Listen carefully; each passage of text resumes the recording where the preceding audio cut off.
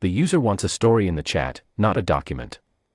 Let me write it directly, clean prose, no headings, 3,000 words, simple English, engaging throughout. Marcus Calloway was not the kind of man who talked about himself. He showed up to work every Tuesday, Thursday, and Saturday night at exactly 10:45 p.m., 15 minutes before his shift started. He always brought a small thermos of black coffee, always wore plain dark blue scrubs, and always said the same thing when the day nurse handed over the patient charts: "I've got it from here. Go home and rest." His co-workers at Mercy Regional Medical Center liked him. They trusted him. Some of them even found him a little funny when the long hours of the night shift made everyone a bit loopy. But none of them really knew him. Not deeply. Not the way you know someone who has let you see all of them. Diana Okafor, the charge nurse on the ICU floor, had worked alongside Marcus for almost 3 years. She was a sharp woman, experienced and no-nonsense, the kind of nurse who noticed everything.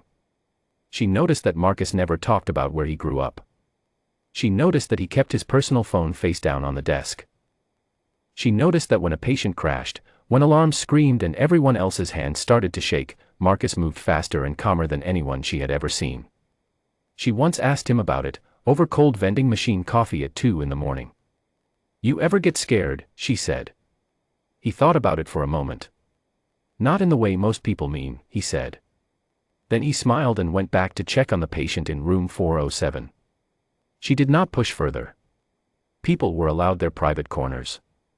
What Diana did not know, what none of them knew, was that the faded anchor tattooed on Marcus's left forearm was not decorative.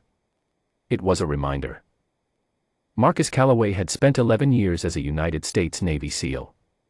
For the last 4 of those years, he had served as a sniper, one of the best in his unit, according to the people who kept records of such things. He had been deployed across multiple combat zones. He had operated in conditions that would make most people stop breathing from fear alone. He left the military quietly, without ceremony, after a mission overseas that changed something in him. He never described it in detail to anyone. He only ever said that he came home wanting to save lives in a different way. He chose nursing. Night shifts in the intensive care unit. Because, as he once told his younger sister on the phone, emergencies did not stop at sunrise, and someone had to be there in the dark. The night of October 14th started like every other night.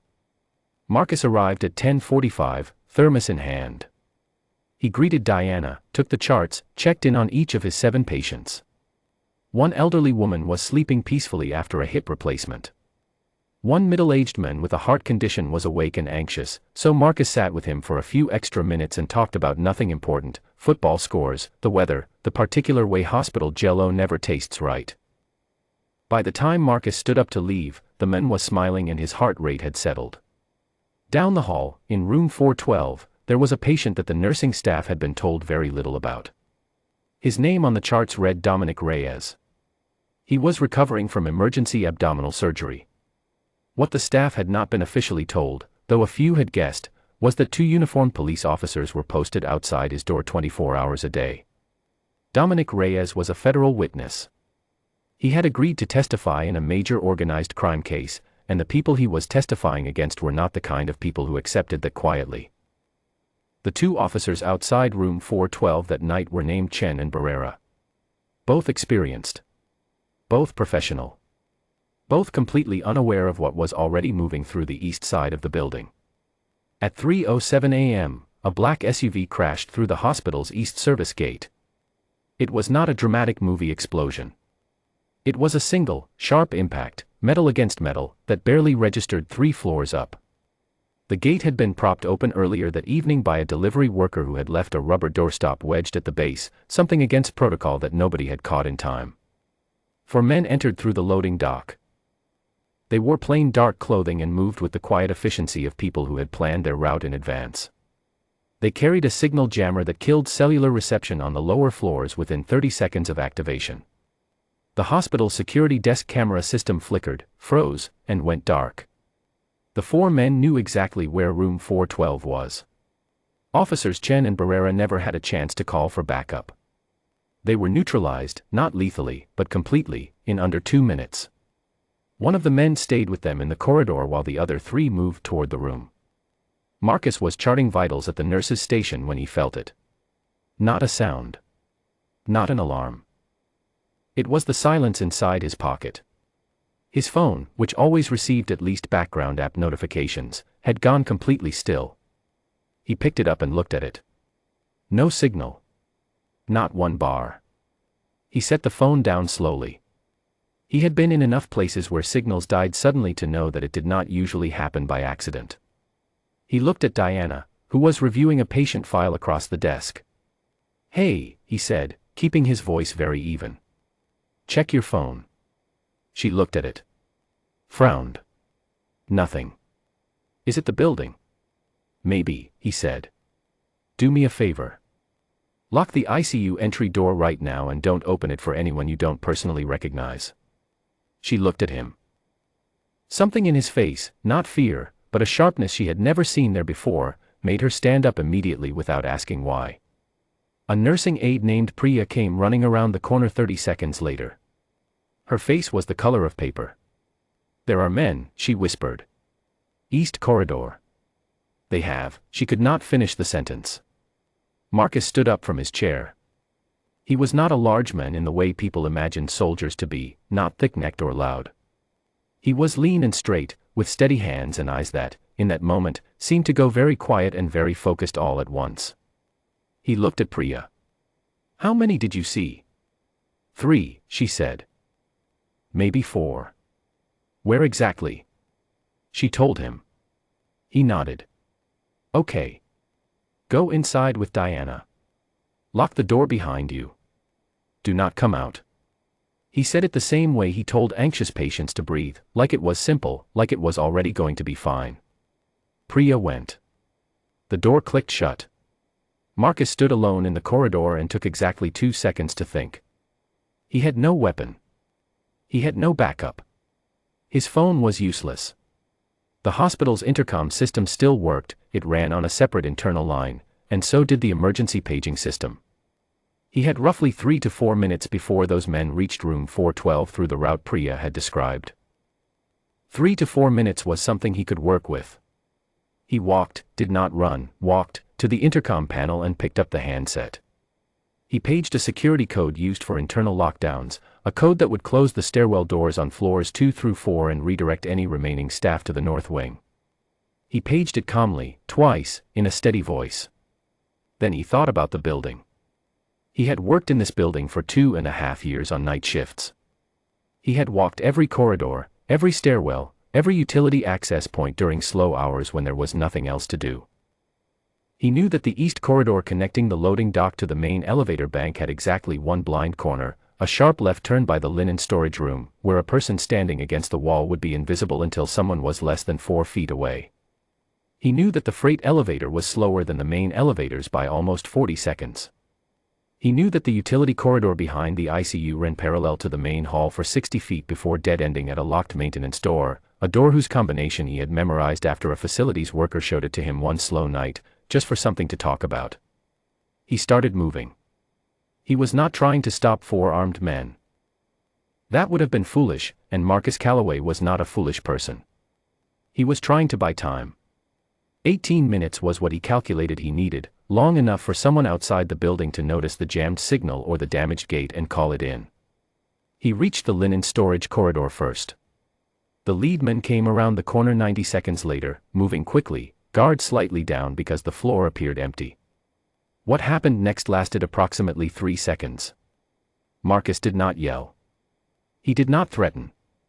He moved the way water moves around a rock, smooth, without hesitation, using the man's own forward momentum to redirect him sharply into the wall. The impact was precise.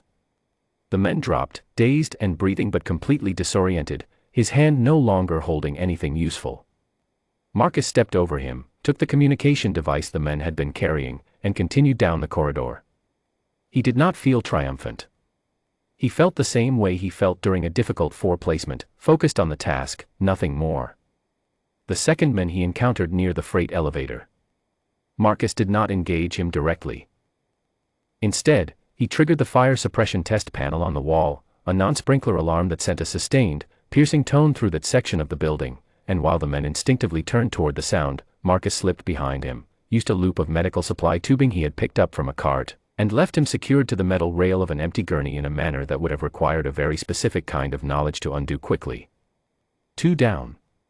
Time elapsed, approximately 9 minutes. He found the third man trying to navigate the utility corridor behind the ICU. The corridor was dark and narrow, and the men had not brought a flashlight. Marcus had worked in that darkness many times during late-night equipment checks. He moved through it from memory while the third man struggled, and by the time the men reached the dead-end maintenance door, Marcus was already on the other side of it, having looped through the connecting passage and locked it from the other end. The man was contained. The fourth, who Marcus had to assume was still somewhere between the stairwell and room 412, was the one that mattered most. Marcus moved to the stairwell exit at the end of the north wing. It was the only remaining clear route to that floor's main corridor. He had 12 minutes elapsed. He needed 2 more. He stood in front of the stairwell door and waited. When the door opened, the fourth man stopped. He looked at Marcus standing there in plain blue scrubs, arms crossed, expression unreadable. No weapon. No uniform. No backup visible. "You need to go back the way you came," Marcus said. The men stared at him for a long moment. He was trying to calculate something, what this obstacle was, whether it was serious, how much time he could afford to lose. Before he finished calculating, the sound of multiple vehicles reached them from outside. Tires on asphalt. Doors. Radio static cutting through the night air. The fourth man made his decision and turned back toward the stairwell. He did not get far. Law enforcement entered the building at 3:41 a.m., 34 minutes after the SUV had hit the gate. A county sheriff's deputy patrolling a nearby road had noticed the damage to the gate and called it in. When dispatch could not reach the hospital's security desk by phone, 2 units were dispatched immediately. They found the situation largely resolved. One man was sitting on the floor of the east corridor, still confused about exactly what had happened to him. One man was attached to a gurney with medical tubing and had stopped struggling. One man was locked in the utility corridor behind the ICU. The fourth was apprehended at the stairwell landing by the first officers through the door. The federal witness in room 412 was unharmed. Officers Chen and Barrera had minor injuries and were conscious. Every ICU patient was stable. No staff member had been hurt. When the FBI tactical team arrived 20 minutes later and began asking questions, Diana unlocked the ICU door and pointed wordlessly down the hallway. Marcus was at the bedside of the anxious man with the heart condition, the one he had talked to earlier about football and Jell-O.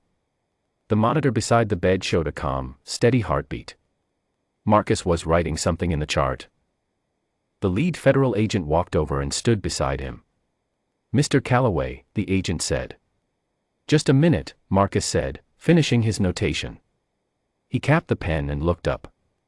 "What do you need?" The story came out slowly over the following days, as these things do, first in quiet conversations between investigators, then in official reports, then, eventually, in the world outside. A federal witness had survived an organized attempt to silence him. 4 armed men had entered a hospital and been stopped, inside the building, without a single patient or staff member being injured. The person responsible for most of that outcome was a night nurse who had once been a Navy SEAL sniper and had never mentioned it to anyone. Marcus's file, when pulled, was not a short document. 4 Naval Commendation Medals. A Silver Star. A classified operational record that the public version simply described as distinguished performance in high-risk environments. His marksmanship scores from his SEAL years were, by the account of his former commanding officer, among the best the unit had ever recorded. A journalist reached out to him 3 times. He did not respond to any of the calls. A federal agent asked him, during a formal debrief, why he had never mentioned his background to his co-workers. Marcus considered the question with the same patience he gave every question. "It didn't seem relevant," he said. "I wasn't hired for that. I was hired to take care of patients." "But it was relevant," the agent said. "Last night it was extremely relevant." "Last night was last night," Marcus said. "Tonight, someone in that building is going to have a difficult recovery, and they're going to need someone calm in the room with them. That's what's relevant tonight." He returned to work the following Thursday. Diana saw him come in at 10:45, thermos in hand, and she watched him stop at the nurse's station and pick up the patient charts exactly as he always did. She had spent the past several days turning everything over in her mind: the locked door, the intercom code, the voice that had said go inside and made her move without asking why. She wanted to say something meaningful. She had been searching for the right words since Tuesday. Marcus looked up from the charts and saw her watching him. "You okay?" he said. "I think I should be asking you that," she said. He smiled, the same small, unhurried smile she had seen 100 times at 2 in the morning. "I'm fine," he said. "Quiet night so far."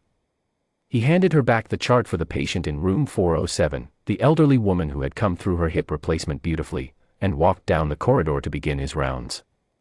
Diana stood at the nurse's station and listened to the sound of his footsteps fading down the hall, steady and even, the same as always. She thought about what he had said to her once, over cold coffee in the middle of the night. Not in the way most people mean. She understood it now.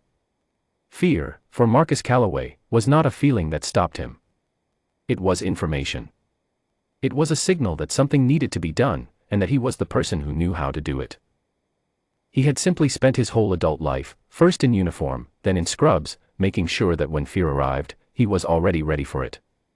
In room 408, a monitor beeped softly. A patient stirred. Marcus walked in, checked the reading, adjusted the line, and said something quiet that made the patient relax back into sleep. Nobody saw it. Nobody needed to. That was exactly how he preferred it.